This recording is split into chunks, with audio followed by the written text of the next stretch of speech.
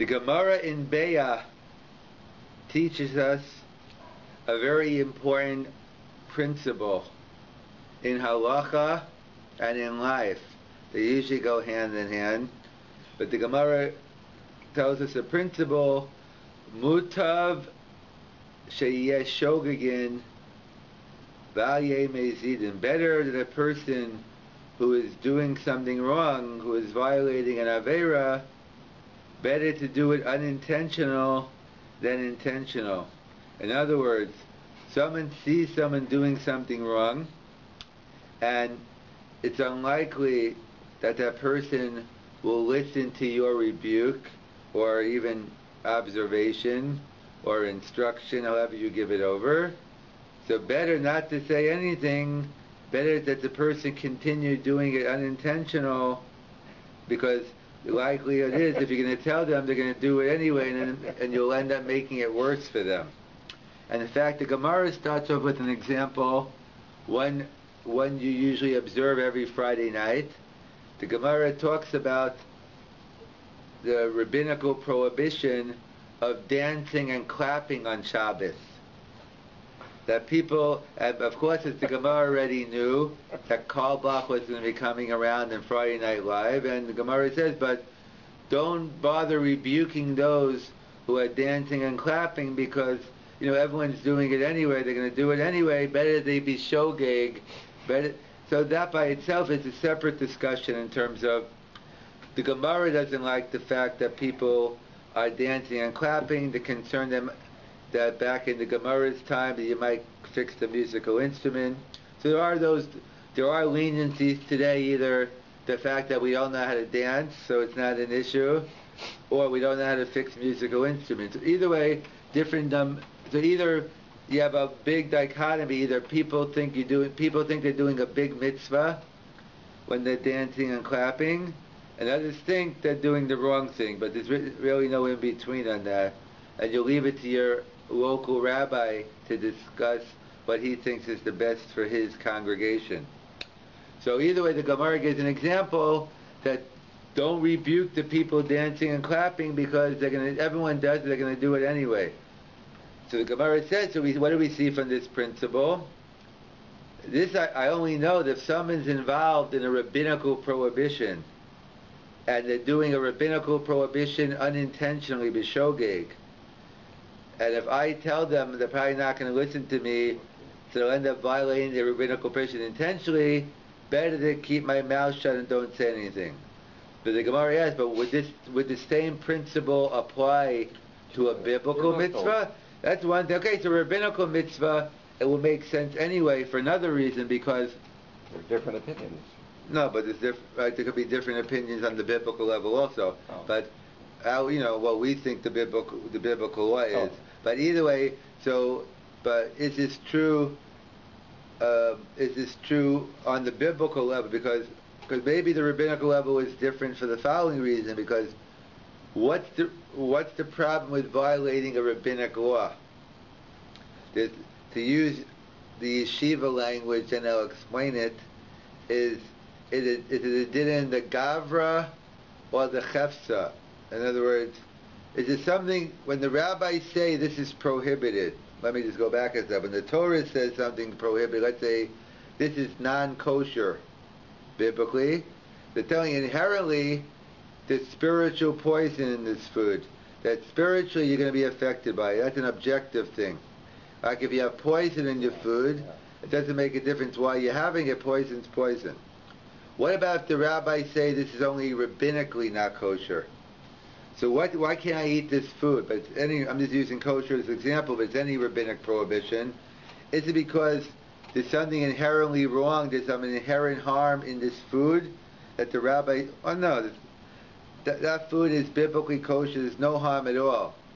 The issue is, I'm rebelling against what the Chachamim are telling us. That's the problem. So if you assume that many assume a rabbinical law is one that it's this rebelling against the rabbis. Inherently, there's nothing wrong with what you're doing. It's the fact that the rabbi said you can't do it, that's the problem.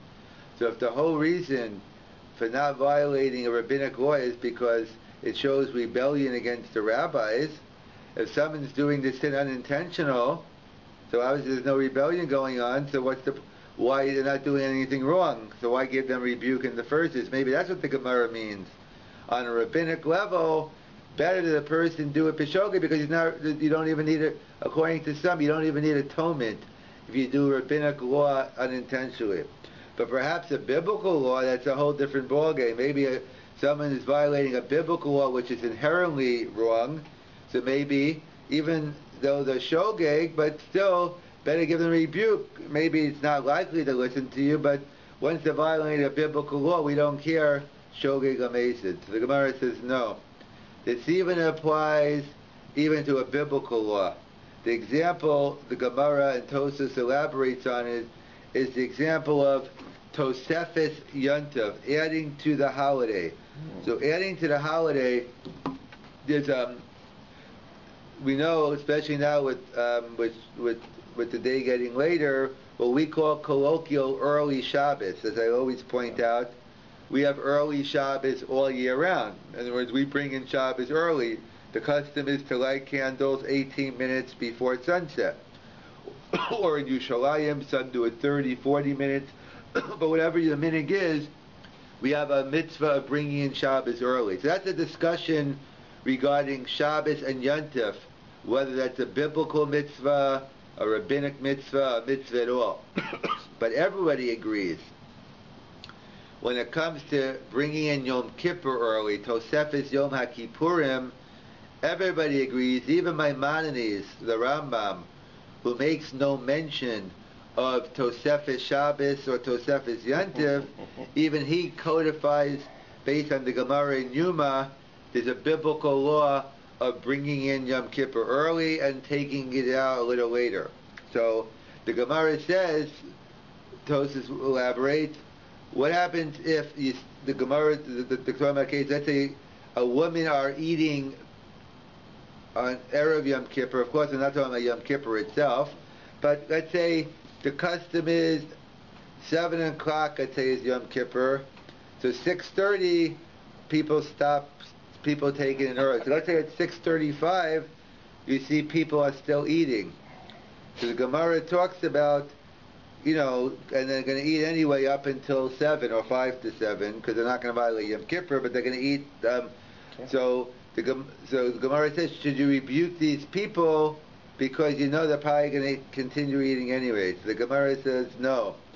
Better that they violate a b'shogeg than b'mezid. So we see Tosefes Yom HaKippurim is a biblical mitzvah, and yet the Gemara keeps the principle, better to violate even a biblical law.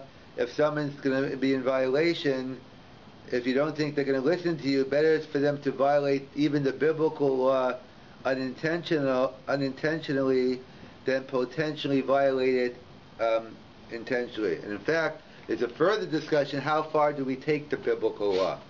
In other words, Tosefes Yom HaKippurim is one that if you took out the Chumash and read it from head to toe, you'll never find it. In other words, obviously it's only based on a drush in the Gemara. We say from Erev to night, the Gemara makes a whole drush. It's not something what we call mefurish bekra, explicitly written in the Chumash. So some suggest maybe we only say better not to give them rebuke if it's a biblical law not explicitly written in the Chumash. But perhaps the law, if there's something explicitly written in the Chumash, and the person's doing it, maybe then you should give the person rebuke. Well, what's the assumption? The assumption is because by definition they're mazed, because everyone knows what it says in the Chumash. Everyone knows the psukim in the Chumash. So Achronim point out it's not so simple. Bizman hazeh, the many people who don't know anything in the Chumash, perhaps if you're lucky, maybe the 10 Commandments, they might know even that. Unlikely they know that. So some Achronim point out that even today, perhaps, even something explicitly written in the Chumash, since unfortunately, as the Gemara tells us, during the times of the Mashiach, it must mean the Mashiach's getting closer, that there's going to be shichas haTorah, there's going to be forgetfulness of the Torah, and people won't know the Aleph Beis. So therefore, some Achronim point out that today, even if something is mefurish bekra, something's explicitly written in the Chumash, and a person's violating it, still better not to say anything to him, because better to violate the Avera Bishogeg and Apamesa. So to summarize, we had the principle Mutar Sheyeshogeg, better to violate something unintentional than intentional. At first, the Gemara says that might only be true by dancing and clapping on Shabbos, which everyone's doing it. It's only a rabbinical prohibition. So maybe then it's better not to say anything. But perhaps a biblical mitzvah that you should give rebukes. The Gemara says no. We see even Tosefes Yom Kippurim is biblical. It's still better that they violate a bishogig than b'mezid. What about something which is mafurish b'kra? Some say yeah, but others say no. B'zman hazeh, even if it's mafurish b'kra, the person still doesn't even know he's still a shogeg. And we're always looking to make things better. It's always, as a general rule, it's always better to violate something unintentional than intentional, and we'll have to get into it more next time in terms of you always have to weigh your effect and how effective you are in giving over the message of making it better. You don't want your rebuke to make it even worse. So the Gemara tells us in Yevamos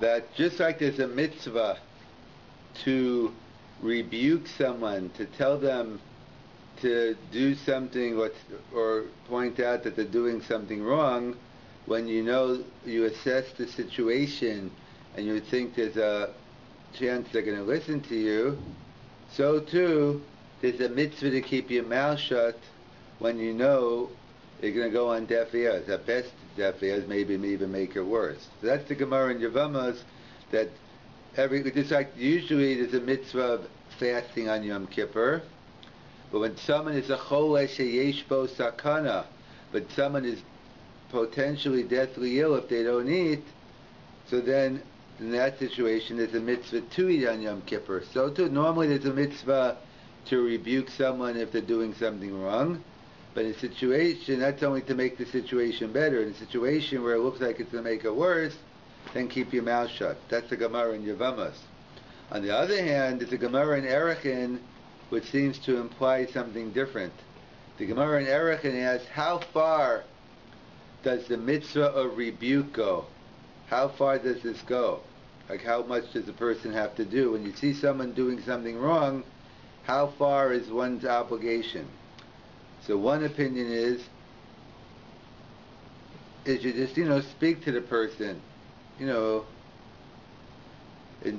and another, so one says, ad kidei haka, one says you speak to him up until he's about to curse you out. Or another opinion, ad kidei haka, until he's about to hit you. In other words, the implication for the Gemara in Yevamos is that you give the rebuke even if they're not going to listen. Obviously, what the implications are, they're not going to listen, but until you get them totally worked up, you don't have to risk injury or getting cursed out, but everything up to that point. So how do we reconcile the two Gemaras? And the Gemara in Yevamos, it seems to imply there's a mitzvah to keep your mouth shut when you don't think you're going to be listened to. While the Gemara in Erechin seems to imply you're supposed to go a little further than that, even when you're not being listened to, as long as you're not in danger of getting cursed out or hit, keep on going, even though it's not going to listen. How do we reconcile the two? So one approach from the commentators is as follows. The Avnei Nezer, one of the classical, he's actually a Hasidic Rabbi, but he has a classical sefer Avnei Nezer where he deals with a lot of halachic inyanim, and he points out the difference is kind of like the Gemara we mentioned last week or on Tuesday. He says the difference is shogeg versus mezid. It all depends. Is that person who's doing the sin, is he doing it intentionally? He's doing it in spite, or he's doing it it's unintentional. He doesn't know. He didn't know. So he says the Gemara which says it's a mitzvah to keep your mouth shut when you don't think the person's going to listen. That's all about someone who's doing this and unintentional. So therefore, if he's doing it unintentional, so therefore don't make it worse by telling him, then he might violate it intentionally. But in the case of Erech, and he's doing it intentional anyway, it can't get any worse. He knows I know exactly what I'm doing and I don't care, or whatever the attitude is.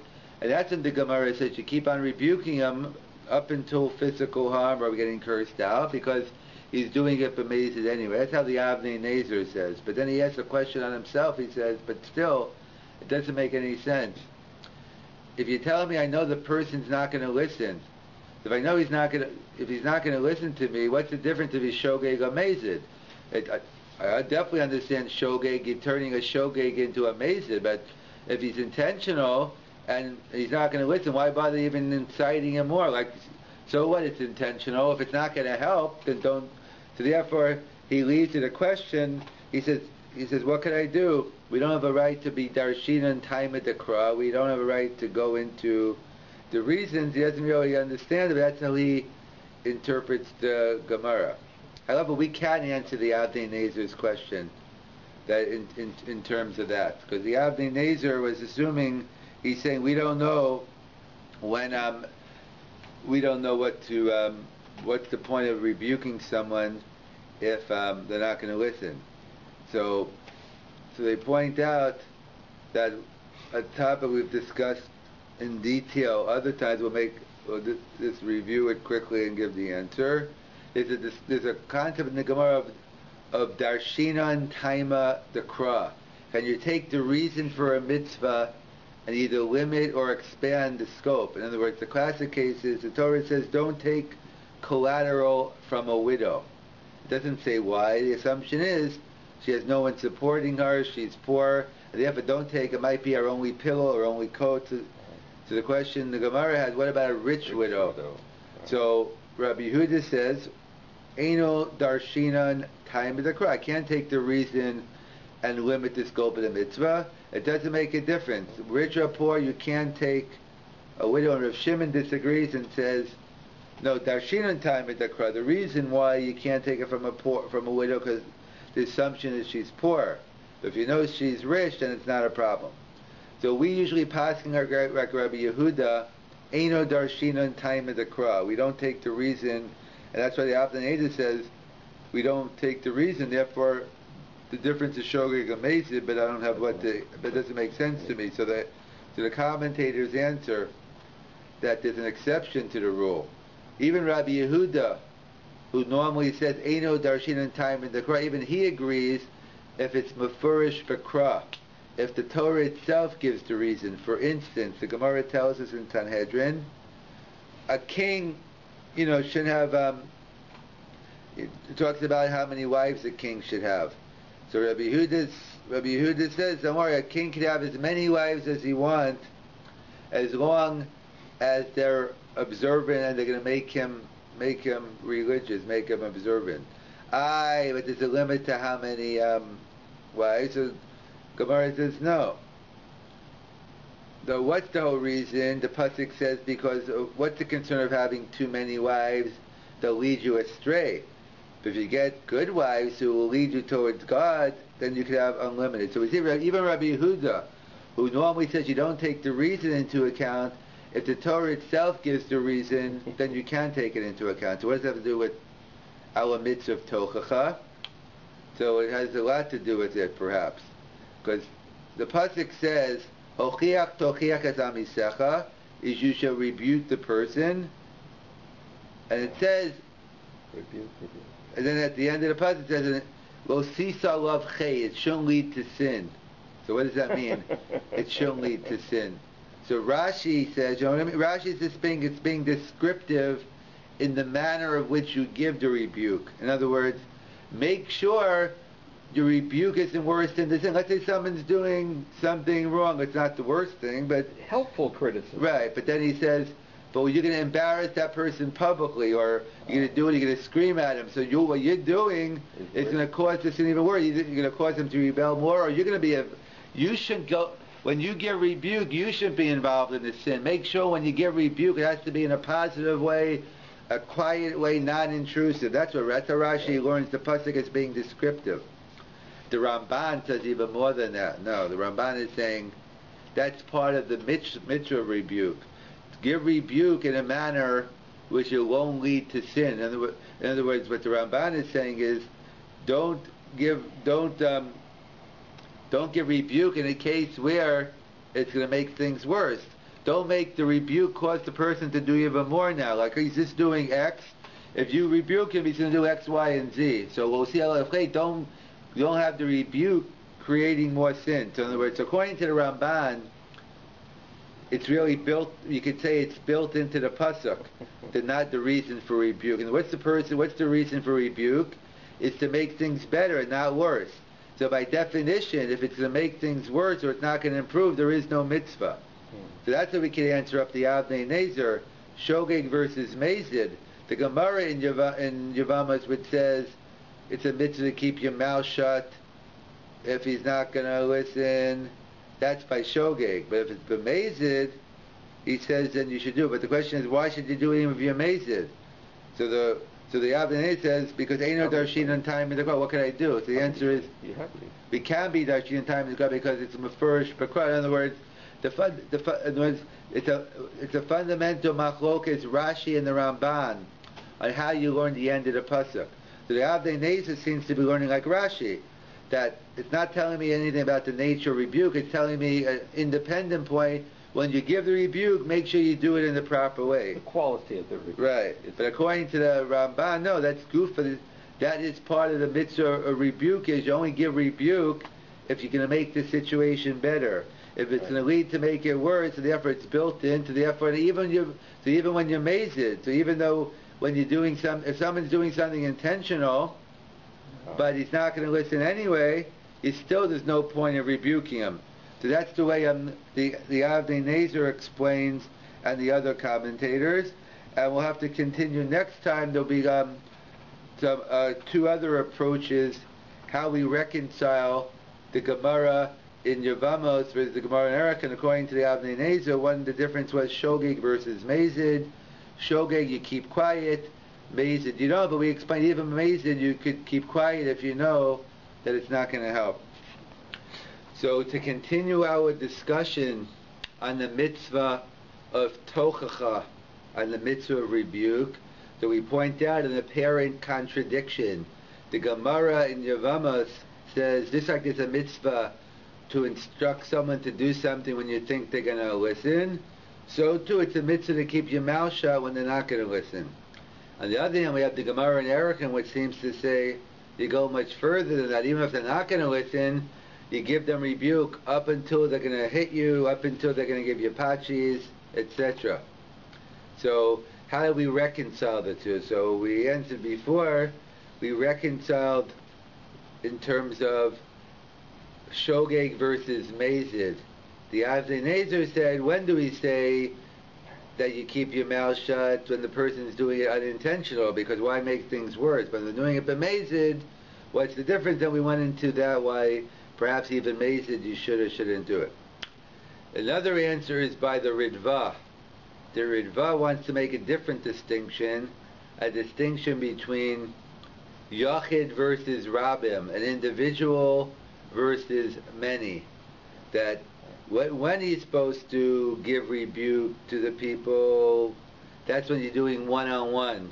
When you're giving one-on-one therapy, one-on-one rebuke, then you could go up until they're going to hit you, up until they curse you out. But when you're dealing with the tzibur, you're just dealing with speaking to a group, so then better to keep your mouth shut if you don't think they're going to listen. So what's the pshat in the Ritva? Is it a fundamental distinction, Yachid versus Rabim, or is it a technical difference? What do I mean? In other words, do I say that is the Ritva saying fundamentally the mitzvah of rebuke only applies one-on-one? By definition, Ochiach tochiach hazam yisecha, when the Torah talks about the mitzvah of rebuke, that's what they mean, one-on-one. But by definition, when you're dealing with 1-on-10, 1-on-50, that's not in the category of rebuke. Whether you should do it or not would depend on other principles, i.e. if you're a rabbi of a synagogue or you're a teacher, that could be a whole different realm. Is that what the Ritva is saying? Or no, maybe there is no fundamental difference at all between giving rebuke to a Yachid and a Rabim. The Ritva is much more pragmatic. He's just talking reality. We know when you're speaking to someone, you have a student, you invite them over to your home to go over the thesis, it's one-on-one, you have a much better chance of getting through to that student, etc. But if you're talking to 300 students in a classroom, who knows who's listening, who's there, etc. So it's not by definition. There's no difference. You always have a mitzvah to try to make things better for everyone. It's just a practical thing that the Ritva thing is not going to work if you give the rebuke in front of 300 people. But one-on-one, you have a much better chance of being accepted. And in fact, that's what that's what it ties into in terms of whether is the issue of giving rebuke, is it all about the results, or perhaps, as some suggest, that no, even if you wouldn't get the results, there's an issue of making stand for kavod shamayim. Let's say God's honor is being disgraced, so even if the person's not going to listen to you, but perhaps there's something meaningful in terms of making a macha, making a protest, even if you're not going to listen, because either for you, but also for the sake for God's honor. Like for instance, the famous Gemara in Sota. The Gemara says there were 3 advisors to Paro. Good old Eov, Job, Yisro, and Bilam.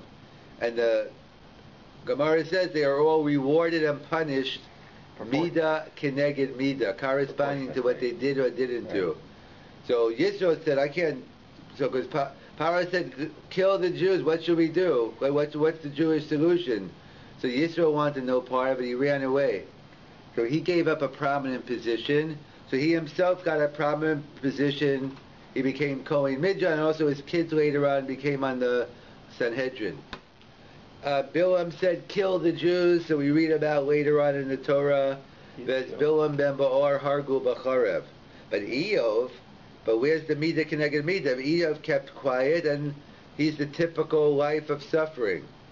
So the Brisker Rav explains, I'll just give a different parable. Let's say if you've gone to camp, maybe even home or whatever, a lot of times either someone's flushing the toilet when you're in the shower, someone's running the dishwasher, someone's running the washing machine, whatever the case may be. You're in the middle of taking a shower, and all of a sudden the water turns to boiling hot, and you scream, as you jump out of the tub. So let me ask you, does screaming going to take away the burn on your back? No, but as I say in Yiddish, if it hurts, you scream. It doesn't make a difference if it's not going to help the result, but if you're in pain, that's a human reaction. You see someone else suffering, even though your protest won't help, nevertheless for yourself you have to make a macha. Like I remember when I was growing up in New York City, they used to have rallies for the Russia Soviet Union, and there was a whole machlokas among the different rabbis whether what was the best way of helping the situation for those Soviet Union Jews. Was it that many felt they had a protest, down Manhattan on one Sunday of the year, and others felt, no, you're making it worse for them. You should be sending letters to your senator, your politicians, do it behind the scenes. So everyone agrees you have to do something, so you speak to your local expert and find out what they think you should be doing. But there's 2 aspects. There's obviously one reason to make the protest or write the letter is because you want to help the situation. Hopefully the situation won't get worse. But even if it's not going to get better, for yourself, you're not just standing idly doing nothing while other people are suffering somewhere else. So there's 2 aspects. There's the result-oriented aspect of rebuke, but then there's the other aspect for yourself, or kavod shamayim, speaking up in the name of God. And that's what we said, that's the machlokas Rashi and Ramban. When the pasuk says that when you give rebuke, it shouldn't lead to sin, it's a misdirection, that be very careful the way you give rebuke, but it has nothing to do with the actual rebuke itself. No, by definition, rebuke means making the situation better. If by giving rebuke, it's going to cause the person to rebel and do worse, then obviously you don't have to, and not only you don't have to, you shouldn't give that person rebuke. So the Ritva's distinction was Yachid versus Tzibor. Whether when you're giving to an individual, then you go up until you're going to get cursed out or pachis. But when you're dealing with the Rabbim, so then keep your mouth shut. And we said that's a fundamental question within the Ritva, whether there's a fundamental difference between Yochid versus Rabbi, or is this a technical difference? One last answer is from the Ramach, Rav Moshe HaKohen. He wants to give us a psychological insight. So we pointed out there's an apparent contradiction. One Gemara seems to say, if you're not going to be successful, keep your mouth shut. And the other Gemara seems to say, no, even if you're not being successful, keep on going until you don't have to get verbally abused or physically abused, but up until that point, keep on going. So up until now, we gave the answer. We said it was an apparent contradiction, and we wanted to reconcile either shogeg versus mezid, unintentional versus intentional, Yochid versus Rabim. But the Ramach wants to say that there is no contradiction, because, and the more you're in Rabbanas, the more you teach, the more you deal with people, the more you see how true it is. That, because what sometimes is bringing up children, whatever the case may be, sometimes the worst thing is no response. In other words, you could speak to your kid to your blue in the face, but totally nothing's registering. You speak to your students like you speak into a wall. Sometimes the worst response is no response, but a lot of times when you say something, you hit a chord, you get that person excited. And maybe he might take it out the wrong way on you, but you see you hit something. Like, bottom line is, like, sometimes the worst thing is, like, anything you say, deadpan, nothing. But a lot of times when they start getting upset, it's because they realize, you're right, I am doing something wrong, and I want to be the one, and I have to be they don't want to admit it to you. So that's what the Gemara says. No question, no contradiction. Right. Really, there's only a mitzvah to give some rebuke when they're going to listen. What about the Gemara that says you got to go until you get cursed out or hipachis? No, that's what the Gemara is saying, is you hit a chord, you said something, you see some reaction, so you see you're getting somewhere. That's a sign that you're getting somewhere, not that you're being unsuccessful. There will be an effect. And then you go up until the time you get pachis up until now. But that's the pshat. That's the Ramach, right? There's no contradiction that you give rebuke only in cases where it's going to be, where you see a potential for success.